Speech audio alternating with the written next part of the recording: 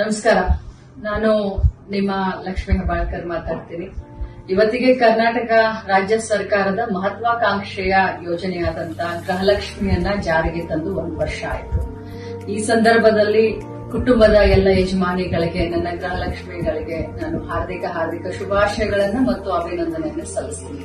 ಇಲ್ಲಿಯವರೆಗೆ ಗೃಹಲಕ್ಷ್ಮಿಯು ತಮ್ಮ ಜೀವನದಲ್ಲಿ ಏನೆಲ್ಲ ಬದಲಾವಣೆಯನ್ನ ಈ 1 ವರ್ಷದಲ್ಲಿ ತಂದಿದೆ, ಈ ಬದಲಾವಣೆಯನ್ನ ಬನ್ನಿ ನಮ್ಮೊಂದಿಗೆ ಹಂಚಿಕೊಳ್ಳಿ.